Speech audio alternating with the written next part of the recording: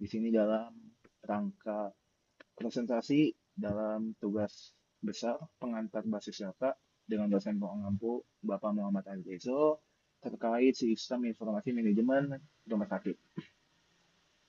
Oke, mungkin bisa next untuk ke latar belakang. Oke, baik. Mengapa kami memilih sistem manajemen rumah sakit ini sendiri? Karena dalam pelayanan rumah sakit itu sendiri membutuhkan sistem yang cukup cepat, terus juga akurat, dan juga terintegrasi nih untuk mengatasi masalah administrasi kayak pendataan pasien yang tidak terstruktur, juga penjawatan yang rumit, serta juga pelayanan yang buruk. Nah, maka dari itu, sistem informasi manajemen rumah sakit ini hadir menjadi solusi utama karena mampu menyederhanakan alur kerja, terus juga mengurangi human error, dan juga meningkatkan efisiensi serta keamanan data. Dengan penerapannya sistem ini, maka diharapkan dapat meningkatkan pelayanan mutu, terus juga ada kepuasan pasien, dan juga efektivitas pengelolaan rumah sakit itu sendiri. Selain itu juga dalam tugas ini terdapat rumusan masalah yang kita tetapkan, di mana yang pertama adalah bagaimana merancang serta mendokumentasikan basis data yang dapat memenuhi identifikasi, identitas, IRD, relasi, dan transformasi model relasional. Lalu yang kedua, bagaimana melakukan normalisasi hingga tingkat 3 NF dengan menggunakan perintah DDL, DML, select, group by, order by, view, trigger, join, dan DCL. Selanjutnya juga ada ERD yang bakal dijelaskan oleh rekan saya sendiri. Kepada Mas Edo, dipersilakan. Oke, selanjutnya adalah ARD. ARD ini adalah diagram yang digunakan untuk memodelkan struktur data dalam sebuah sistem. Jadi untuk komponen-komponen ARD sendiri ini ada yang pertama entitas. Entitas itu adalah kotak yang mewakili objek penting dalam sistem. Seperti di sini contohnya ada pasien, dokter, atau apoteker. Lalu yang kedua itu ada atribut. Atribut itu lingkaran atau oval yang menggambarkan informasi dari entitas. Jadi kayak misalnya di pasien itu ada ID pasien atau di dokter ada ID dokter. Lalu yang ketiga itu primary key. Primary key ini adalah atribut unik yang mengidentifikasikan data. Jadi seperti di pasien itu ada ID pasien sebagai primary key-nya. Lalu foreign key ini adalah atribut yang menunjukkan entitas lain untuk membentuk hubungan. Yang kelima adalah relasi itu garis penghubung antar entitas yang menunjukkan hubungan. Next. Nah, lalu selanjutnya adalah relasi model. Relationship model atau model relasi adalah bentuk lanjutan dari ERD yang ditugaskan ke dalam tabel-tabel basis data. Jadi jenis-jenis relasi model ini adalah one to one, yaitu satu entitas hanya berhubungan dengan satu entitas lain. Yang kedua ada one to many, yang satu entitas berhubungan dengan banyak entitas lain. Inilah relasi yang paling sering digunakan. Lalu yang ketiga, many to many, dua entitas saling bisa punya banyak hubungan. Seperti di contoh ini, kami hanya menggunakan relasi modelnya one to many. Oke, next. Lalu selanjutnya ada normalisasi. Sebelum kita melakukan normalisasi, kita membuat tabel universal gabungan dari tabel resep obat dan jadwal praktek. Lalu untuk melakukan normalisasi, yang pertama di normalisasi 1 ENF. Di normalisasi ini pelanggaran yang ditemukan adalah tabel yang terdapat repeating groups, yaitu obat satu dan obat 2. Lalu ada nilai yang non-atomik di kolom kontak pasien, yaitu terdapat nomor telepon dan email dalam satu sel. Lalu yang dilakukan di normalisasi ini, yang pertama, repeating groups tadi kita bikin di tabel baru, yaitu di tabel detail obat. Lalu selanjutnya, kolom yang tadi ada nilai atomik, yaitu di kolom kontak pasien, itu dihapus. Lalu selanjutnya, untuk normalisasi 2NF-nya,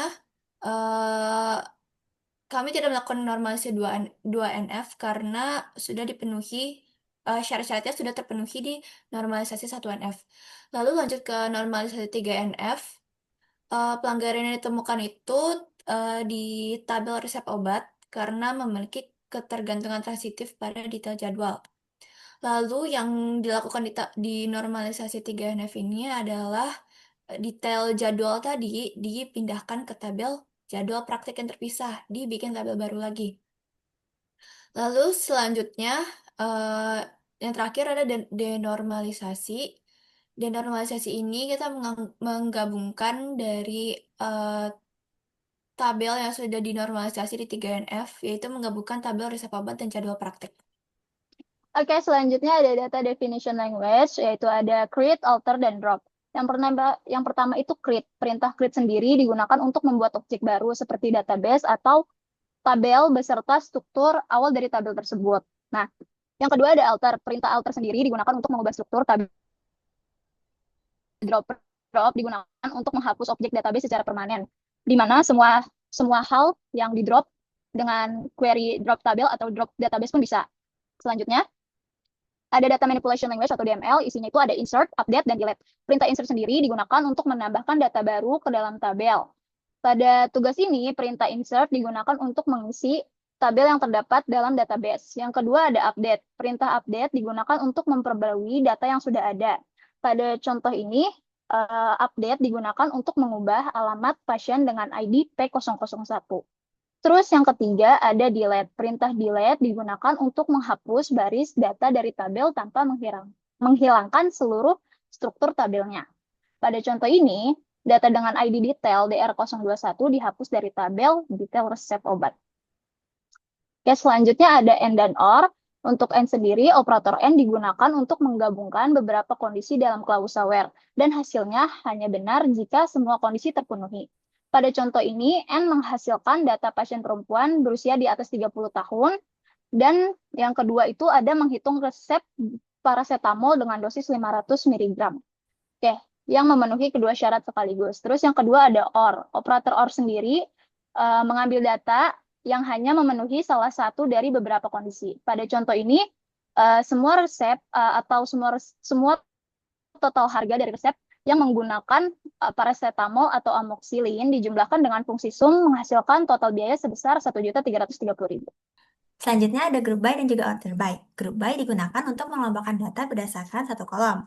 Pada contoh ini, kami mengelompokkan obat paracetamol berdasarkan dosis lalu menghitung berapa kali masing-masing dosis digunakan. Nah, ini tuh menggunakan fungsi agresi seperti column dan juga sum. Outputnya menunjukkan bahwa paracetamol memiliki dosis 500 mg dan juga penggunaan sebanyak 4 kali. Selanjutnya ada order by.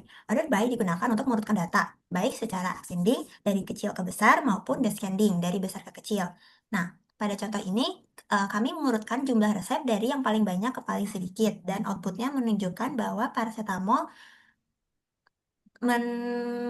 memiliki jumlah resep sebanyak 4 dan amoxicillin sebanyak 2 dan sisanya hanya sebanyak 1 kali. Next.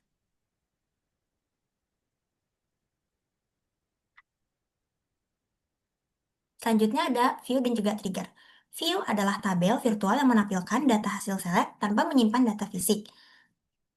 View ini mempermudah akses data total pembayaran per pasien. Jadi walaupun datanya sebenarnya berasal dari beberapa tabel, kita bisa mengambilnya seperti mengambil tabel biasa.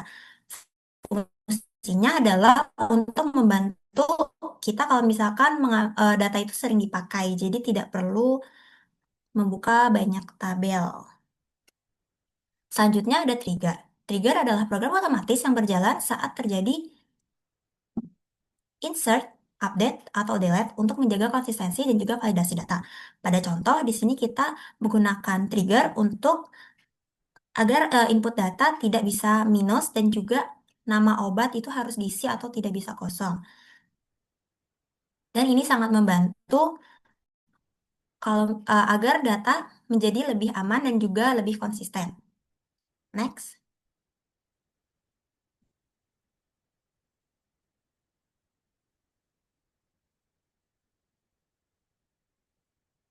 Selanjutnya ada join. Yang pertama ada live join. Live join ini untuk menampilkan seluruh data dari tabel kiri dan hanya data yang cocok dari tabel kanan. Sementara data yang tidak memiliki pasangan akan bernilai 0. Di sini kami memakai live join untuk mencari pasien yang tidak punya riwayat resep.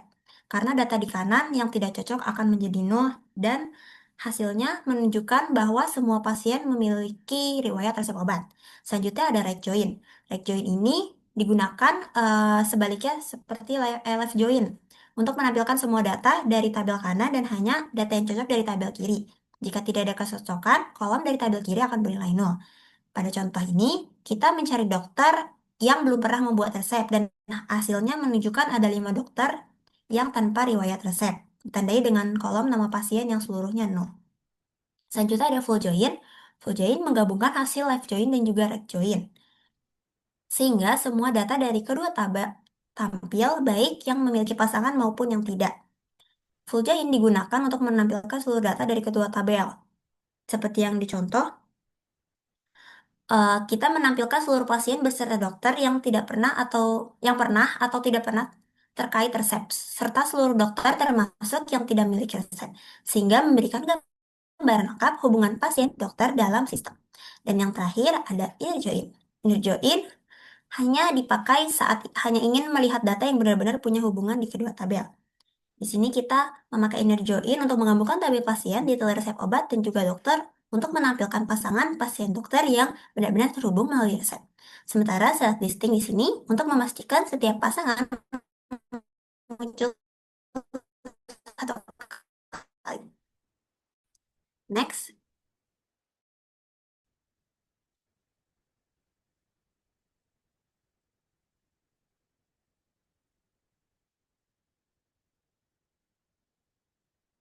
Dan yang terakhir, ada grant dan juga revoke. Dan di sini digunakan untuk memberikan hak akses kepada user tertentu. Di sini kita membuat user yang bernama staff NS dan memberikan hak preload dan juga proses untuk seluruh database, serta seluruh hak khusus pada database RS Sejahtera. Setelah izin diterapkan, auto menunjukkan bahwa staff RS kini memiliki semua privilege yang diberikan. Dan yang terakhir adalah revoke. Revoke adalah perintah untuk mencabut hak akses yang sebelumnya diberikan kepada user database. Pada contoh ini, hak administrasi reload dan proses dicabut dari staff RS. Dan user staff RS dihapus agar user tidak bisa mengakses database lagi. Jadi setelah user dihapus dari database, user sudah tidak punya privilege yang sebelumnya diberikan, alias tidak bisa mengolah database ataupun otomatis database kembali. Next. Baik. Terima kasih atas perhatiannya para penonton dan Bapak Muhammad Alizo. Mohon maaf kalau ada salah kata dalam presentasi kali ini. Wassalamualaikum warahmatullahi wabarakatuh.